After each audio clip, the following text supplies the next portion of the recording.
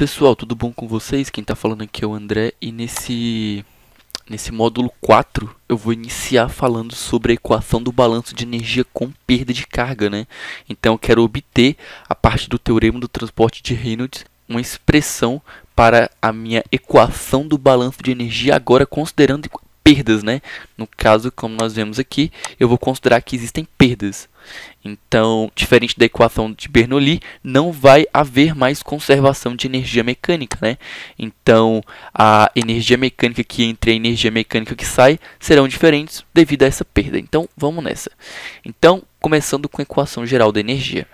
Então, como nós já conhecemos, né, nós temos aqui o teorema do transporte de Reynolds. O primeiro termo é a variação da energia, a variação, né, no caso de uma propriedade extensiva no tempo, que vai ser igual à variação da minha propriedade extensiva no volume de controle, mais a taxa líquida da minha propriedade ao longo da superfície de controle. Nesse nosso caso específico, nós estamos falando de energia, né? Então, a minha propriedade extensiva é a energia, a minha propriedade intensiva é a energia específica, que é a energia por massa. Aí, substituindo, aqui eu vou ter a variação no tempo da energia no sistema, que é igual a variação no tempo da energia no volume de controle, mais essa taxa líquida, né, de energia ao longo da superfície de controle. Beleza? Aí, como eu já falei, as leis físicas fundamentais, elas são aplicadas em sistema, né? Toda a mecânica newtoniana que é desenvolvida nos primeiros anos de faculdade e assim por diante, ela é uma aplicação em linguagem de sistema, em linguagem de partículas, certo? Então, sempre que nós aplicamos as leis físicas, nós as aplicamos em sistemas. Então, no caso, nós queremos fazer um balanço de energia, a lei física fundamental é a primeira lei da termodinâmica, que diz que a variação da energia do sistema, ela pode ocorrer por meio de troca de calor ou trabalho, né? Então, a variação da energia do sistema é igual à taxa de transferência de calor mais trabalho. Então, vai entrar no meu teorema do transporte de Reynolds, na expressão que representa a variação da energia do sistema. Então, substituindo, então a taxa de transferência de calor mais o meu trabalho total é igual à variação da energia no volume de controle, mais a taxa líquida de energia ao longo da superfície de controle. E essa minha energia específica é igual à minha energia interna microscópica, que é uma soma de energia cinética e potencial das moléculas que constituem o corpo. Essa daqui é uma energia cinética macroscópica e essa é uma energia potencial macroscópica, beleza? Que diz respeito ao corpo de uma maneira geral, né? De maneira macroscópica, beleza? Aí, posso substituir na minha expressão para ficar mais fácil de visualizar, né, os termos de energia e tudo mais. E agora eu quero falar um pouquinho sobre o nosso trabalho total. Esse nosso trabalho total, ele é a soma de trabalho de eixo, trabalho de escoamento, esse nosso trabalho viscoso e esse trabalho outro, beleza? Bom, esse trabalho outro seria, por exemplo, se eu tivesse um outro campo, por exemplo, um campo magnético aplicado em um fluido magnético, eu teria essa interação, né, entre esse campo e o meu fluido, e eu colocaria esse termo de trabalho outro. Mas nós vamos considerar que não tem trabalho outro nos nossos problemas. O trabalho de eixo é o trabalho de máquina, trabalho de bomba ou turbina, que são os mecanismos mecânicos comuns em problemas de escoamento de fluido. Aqui eu vou ter o meu trabalho de escoamento, que é o trabalho das forças de pressão, é o trabalho das tensões normais, né? E aqui eu tenho o meu trabalho viscoso, que é o trabalho das tensões cisalhantes, que representa a dissipação de energia decorrente do movimento do fluido em relação às diversas camadas em que esse corpo está, em que um determinado elemento de fluido está rodeado, né? Então representa esse atrito viscoso inerente a qualquer porção de fluido escoando, beleza? Aí, como já disse, esse termo vai ser zero e nós já conhecemos esse termo de trabalho de escoamento do módulo passado. Então eu vou dizer que meu trabalho total vai ser meu trabalho de eixo menos esse nosso trabalho de escoamento, né? Mais o trabalho viscoso. E posso tratar agora essa minha expressão do trabalho total, excluindo esse nosso trabalho viscoso. Não é que ele não exista, é que ele é pequeno comparado com os demais termos da minha equação de energia. Porque nesses nossos problemas, ele é muito pequeno comparado, por exemplo, trabalho de máquina ou trabalho de escoamento, sabe? Se fosse, por exemplo, um problema de um fluido muito viscoso em um tubo com um diâmetro muito pequeno, esse termo ele seria muito importante, ele deveria ser considerado, ele talvez seria superior aos demais termos, mas nos nossos problemas esse termo ele vai ser negligenciado. Então o que vai sobrar vai ser, né, o trabalho de eixo, e vou passar esse trabalho positivo, ele vai virar para cá. Tá ok? Então você pode perceber que agora na minha equação de energia eu tenho essa integral de superfície, né? E aqui eu tenho essa outra integral de superfície. Então, como nossas funções são funções contínuas, eu posso dizer que a soma das integrais é a integral da soma. E para eu poder colocar em evidência, né, e poder trabalhar melhor com esses termos, eu vou multiplicar em cima e embaixo por ρ. Então eu vou chegar na minha expressão, né? Então eu vou dizer que a taxa de transferência de calor mais o meu trabalho de eixo é igual à variação de energia no volume de controle mais a integral ao longo... a taxa, né? Essa integral representa a taxa líquida de energia ao longo da superfície de controle. E olha que bacana, né? O meu trabalho de escoamento, ele agora é visto como se fosse uma energia do fluido mesmo, né? Isso é muito bacana. E de fato, nós sempre trabalhamos com equação de energia, considerando esse trabalho como sendo um trabalho de pressão, né? Que nós vamos ver mais a fundo ao longo desse vídeo. Tá ok? Agora, vamos colocar algumas hipóteses que serão utilizadas nos nossos problemas. Bom, a primeira hipótese é que nós vamos trabalhar com problemas em regime permanente, com somente uma entrada e uma saída, propriedades uniformes na seção. Isso significa que se eu tiver, por exemplo, uma tubulação, já falei disso, né, várias vezes, se eu tiver uma tubulação, nessa seção eu vou ter um único valor de pressão, ao invés de ter vários valores de pressões em vários pontos. Eu vou trabalhar com um único valor de pressão, que vai ser um valor de pressão médio. Por exemplo, aqui a pressão vale 200 kPa. Então eu vou considerar que ela vale ao longo de toda a seção 200 kPa, beleza? Escoamento com atrito viscoso, de forma que a dissipação de energia mecânica reflete dois efeitos: uma variação da energia interna do fluido entre as seções transversais e um fluxo de calor do fluido para as vizinhanças. Por hora, apenas aceite, né? Vocês verão ao longo desse vídeo que isso daqui vai ficar mais palatável, beleza? Mas, aplicando as hipóteses, né? A primeira coisa é que, devido ao regime ser permanente, isso daqui vai embora. Tá ok? Então, continuando. Aí eu vou lá e vou abrir a minha integral de fluxo. Vou abrir minha integral de fluxo. Então aqui eu vou ter o somatório, né, dos fluxos na saída, no caso das taxas, e aqui o somatório das taxas na entrada. Beleza? Aí eu vou lembrar que só tem uma entrada e uma saída. E além disso eu vou fazer o balanço de massa e vou verificar que a vazão de entrada é igual à vazão de saída. Então a minha equação ela vai ficar dessa forma, né, tirando o somatório porque tem apenas uma entrada e uma saída. Beleza? Aí eu vou fazer o seguinte, eu vou dividir a minha expressão dos dois lados pela vazão mássica. E quando eu vir aqui e pegar a taxa de transferência de calor e dividir pela vazão mássica, o que eu vou obter é uma quantidade de troca de calor. Por quê? Porque aqui eu tenho energia por tempo e aqui eu tenho massa por tempo, né? Então energia por tempo e massa por tempo vai dar energia por massa. Então na verdade vai ser um valor específico, né? Então vai ser uma quantidade de calor, uma quantidade de calor que vai ser por massa. E a mesma coisa por trabalho, né? Então eu vou ter essa minha quantidade de calor trocada, né, por massa, esse meu trabalho de eixo, né, que é o trabalho de máquina por massa, e aqui eu vou ter os meus termos de energia, né? Então aqui eu vou ter a energia interna na saída, essa energia de pressão na saída, essa energia cinética na saída e essa energia potencial na saída, e todas as mesmas coisas na entrada, beleza? Aí eu posso perceber o quê? Que aqui eu tenho ρ1 e aqui eu tenho ρ1, né? Então eu estou considerando que ρ2 é igual a ρ1, isto é, um fluido incompressível, beleza? Então, continuando.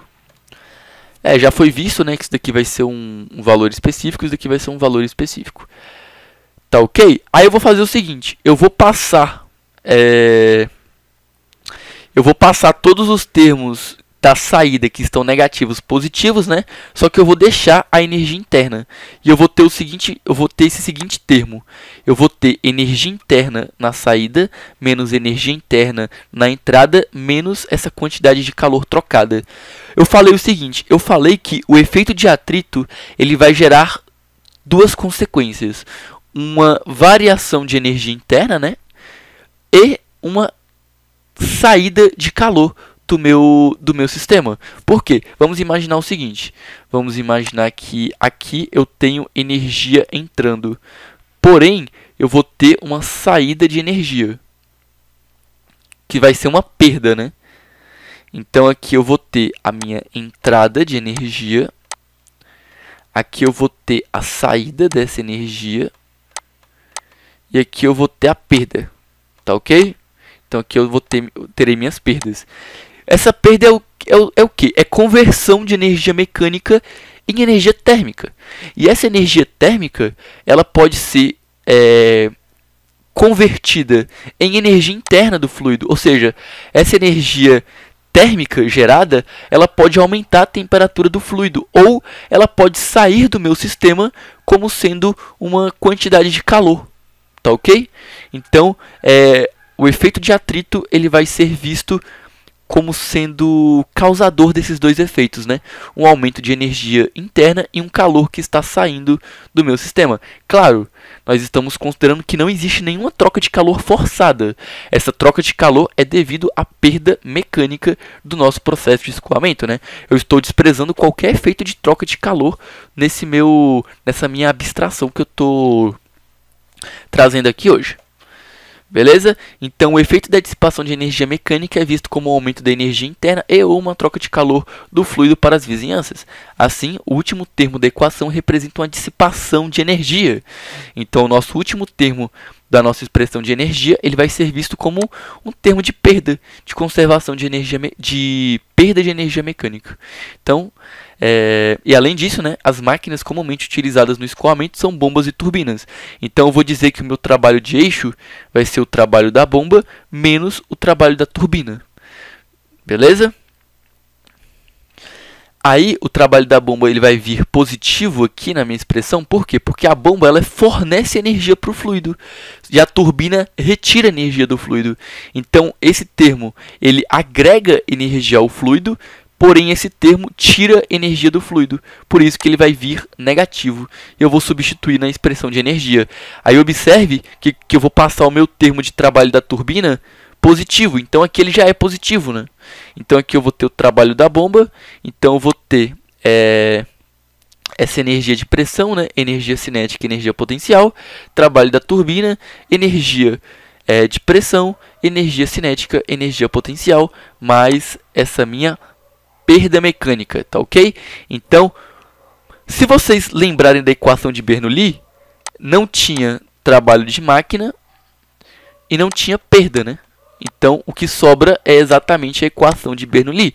Mas agora o nosso rolê é um pouquinho diferente. Nós estamos considerando que pode ter máquina no meu problema e, além disso, pode ter perda mecânica no meu problema.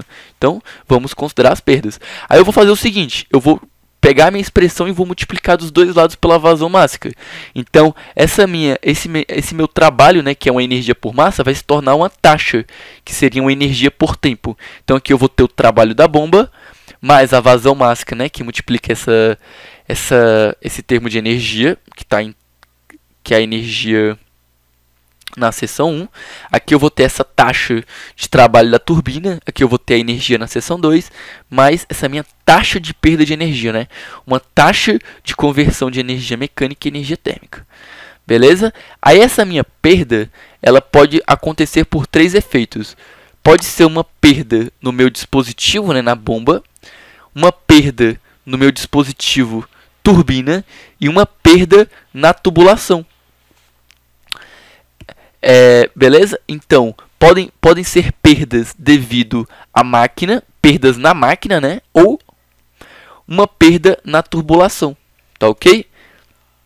Aí eu vou lembrar do vídeo em que eu falo sobre eficiência mecânica, onde a eficiência da bomba é o quê? O que é eficiência mecânica? É a energia mecânica que sai sobre a que entra. O que está entrando na bomba? Trabalho de eixo. O que está saindo? Variação da energia mecânica da bomba. Variação da energia mecânica do fluido, perdão. Aí, essa variação da energia mecânica do fluido, eu vou dizer que é o trabalho da bomba útil, porque, de fato, o que a gente quer é variação da energia mecânica. E esse trabalho da bomba sem útil, ele vai ser esse trabalho de eixo, né? Que seria o que, de fato, a bomba está fornecendo ao fluido. Porém, de tudo que a bomba fornece ao fluido, apenas um percentual de fato chega ao fluido, né, que é o trabalho da bomba útil. E o que contabiliza essa diferença é a minha eficiência da bomba. E aqui eu vou ter a minha eficiência da turbina, que vai ser o meu trabalho de eixo sobre o módulo, né, da variação da minha energia mecânica. Aí esse trabalho de eixo vai ser o trabalho na turbina. Porque o que a turbina faz? Ela retira energia mecânica do fluido para poder alimentar um eixo, né? Então ela retira a energia mecânica do fluido para alimentar um eixo. Então essa variação da energia mecânica do fluido vai ser um trabalho da turbina exínio, que eu vou dizer que é o trabalho extraído. E esse trabalho da turbina vai ser o que? Vai ser o que de fato chega ao eixo da turbina, né? Então eu vou dizer que é simplesmente o trabalho da turbina. Tá ok? Aí eu vou dizer também que o trabalho da bomba menos as perdas na bomba é o trabalho da bomba útil. Eu acredito que isso seja intuitivo, né? Se esse trabalho da bomba sem o útil representa toda aquela energia que a bomba fornece ao fluido, então se eu pegar o trabalho da bomba e retirar as perdas, o que vai sobrar é o trabalho da bomba útil, certo? Ou seja, aquilo que de fato chega ao fluido. Então isso daqui é tudo que a bomba fornece ao fluido, mas isso é o que de fato chega ao fluido, que é contabilizado pela diferença com as perdas. Agora, eu vou dizer o seguinte, que o trabalho da turbina mais as perdas na turbina é o trabalho da turbina extraído. Isso daqui também é intuitivo. Por quê? Bom, se esse trabalho representa a energia que é extraída do fluido, porém existem perdas nesse processo de extração, o trabalho que é alimentado, né, na turbina é menor do que aquele que é extraído. Então eu vou dizer o quê? Que tudo aquilo que é extraído é aquilo que de fato gera energia no eixo, mais as perdas, beleza? Aí eu vou vir aqui e vou pegar essa minha taxa de perda, né? E vou dizer que essa minha taxa de perda vai ser uma taxa de perda na bomba, mais uma taxa de perda na turbina, mais uma taxa de perda na tubulação.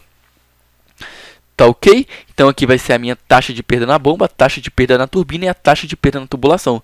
Aí, a minha taxa de perda na bomba menos a minha... Quer dizer, o meu trabalho na bomba menos a minha taxa de perda na bomba é o que eu vou chamar de o trabalho da bomba útil. O meu trabalho na turbina mais a minha perda na turbina é o que eu vou chamar de o trabalho que é extraído, né? E aqui essa minha perda na tubulação vai ficar do jeito que está. Então aqui eu vou ter o trabalho da bomba útil mais a minha vazão mássica, né? Esses termos de energia. Aqui eu vou ter o trabalho da turbina que é extraído mais a energia na seção 2 mais as perdas na tubulação. Tá ok? Bom, olha que bonito, né? A minha equação de energia nesse passo, ela só engloba, né, coisas que estão relacionadas ao fluido. Por quê? O que é o trabalho da bomba útil? É a variação da energia mecânica do fluido pela bomba, né? Ou seja, o trabalho da bomba útil é aquela energia que de fato chega ao fluido. Ou seja, de tudo que a bomba fornece, uma parte é perdida e uma parte chega ao fluido. Isso daqui é o que de fato chega ao fluido. De toda a energia envolvida na turbina, esse trabalho da turbina extraído é aquilo que de fato é extraído do fluido, né? O que chega ao eixo da turbina é menor do que é extraído devido às perdas. Agora eu vou fazer o seguinte. Agora eu quero escrever tudo isso na forma de carga. E para escrever isso na forma de carga, eu vou dividir a minha expressão dos dois lados pela gravidade. Quando eu fizer isso, aqui eu vou ter a minha carga potencial, aqui eu vou ter a minha carga cinética e aqui eu vou ter a minha carga de pressão, né? Tudo isso na seção 1. Aqui eu vou ter a minha carga potencial, carga cinética e carga de pressão na seção 2. Aí eu vou dizer o quê? Que o trabalho da... Ah, tá. Além de dividir pela gravidade, eu também dividi pela vazão mássica, né? Além de dividir pela gravidade... Então, eu vou pegar essa expressão aqui e vou dividir pela gravidade e pela vazão mássica. Pelo produto gravidade e vazão mássica, né? Então, eu vou dizer que o trabalho da bomba útil sobre a vazão mássica vezes a gravidade é o que eu vou chamar de carga manométrica da bomba, beleza? E o trabalho da turbina extraído sobre a vazão mássica vezes a gravidade é o que eu vou chamar de carga manométrica da turbina, tá ok? Aí eu sei o seguinte, que o trabalho da bomba útil é a eficiência da bomba vezes o trabalho da bomba, né? Onde esse trabalho da bomba é o que vem no fabricante, né? O que de fato a bomba pode fornecer ao fluido. Beleza? E o trabalho da bomba útil é o que de fato chega ao fluido. Então aqui é a capacidade que a bomba tem de fornecer energia ao fluido. E isso daqui é o que de fato chega ao fluido contabilizando as perdas, né? E o que contabiliza as perdas é essa eficiência. Aí aqui eu vou ter a carga manométrica da turbina, que vai ser o trabalho da turbina extraído sobre a vazão mássica vezes a gravidade. E esse trabalho da turbina extraído é o trabalho da turbina sobre, né, a eficiência da turbina. Por quê? Porque esse trabalho da turbina extraída é maior que esse trabalho da turbina. Porque a turbina ela vai extrair energia do fluido. E de toda a energia que a turbina extrai do fluido, apenas uma parte chega ao eixo da turbina, né, para alimentar um gerador. Então, esse trabalho da turbina extraído vai ser o trabalho da turbina, que é o trabalho de eixo, né, que a turbina está alimentando, que vai ser utilizado para alimentar o gerador, e aqui é a eficiência da turbina, beleza? E a minha equação de energia agora já tem esse outro formato com carga, né? E a minha taxa de perda na turbulação dividido por mg é o que eu vou chamar simplesmente de perda de carga. Tá aí a famosa, né? Perda de carga, que ela não é tão simples de ser determinada. Nós vamos desenvolver um método a partir de uma análise dimensional para poder encontrar essa tal perda de carga nos próximos módulos. E assim, a minha equação de energia com perda de carga vai ter o seguinte formato.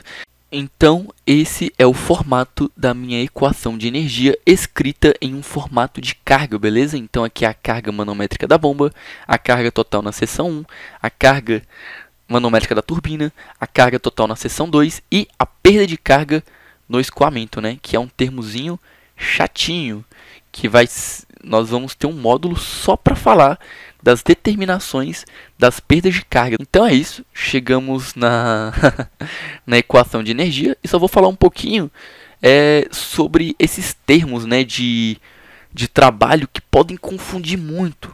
Tá, então vamos imaginar o seguinte, que eu tenho a energia mecânica do fluido entrando. Então aqui eu tenho, sei lá, H1. Então aqui eu tenho H1. Carga total na entrada. Aí eu vou ter uma bomba impulsionando energia. Então aqui eu vou ter o trabalho da bomba. Então esse daqui é o trabalho da bomba sem o útil. É só o trabalho da bomba. Então esse daqui é o quê? Toda a capacidade que a bomba tem, né, sobre essas determinadas condições de fornecer energia ao fluido. Porém, parte dessa energia é perdida. Isso significa que somente parte de toda essa energia que a bomba está impulsionando chega ao fluido de fato, que vai ser o trabalho da bomba útil, que a gente também pode trabalhar com uma carga manométrica da bomba, certo? Beleza, então você pode perceber, né, que de tudo que entrou, agora nós temos mais energia do que o que tinha antes. Por quê? Porque a bomba forneceu energia ao fluido, mas chegou menos ao fluido do que poderia ter chegado, né? Por quê? Porque teve perda, beleza? Aí eu vou ter uma turbina. O que a turbina vai fazer? Ela vai retirar a energia do fluido. Para quê? Para alimentar um eixo. Então, esse trabalho da turbina extraído é toda a energia que a turbina arranca do fluido. Porém, devido às perdas, apenas uma... Quando eu falo apenas, né, é só assim nomenclatura. Porque você pode perceber que a maioria da energia chega no eixo, né? Mas eu digo assim só para dizer, bom, poderia ter chegado mais, mas devido às perdas chegou menos. Então, devido à turbina, vocês podem perceber que agora tem menos energia do que tinha quando tinha entrado. Só que ainda falta contabilizar as perdas na tubulação, que seria essa taxa de perda, né, na tubulação, que seria a nossa perda de carga do escoamento, né? E a gente pode perceber que devido a todos esses fatores, né, a energia que está saindo, nesse caso específico, é menor do que a energia que está entrando. Se eu colocasse uma bomba mais potente, eu poderia fazer com que, mesmo com turbina e perda de carga, a energia que saísse fosse maior que a que estivesse entrando. Por exemplo, para o fluido subir uma determinada altura e chegar a um determinado ponto de uma indústria. Tá ok? Mas é isso. Espero que vocês tenham compreendido. Muito obrigado por assistir e até a próxima.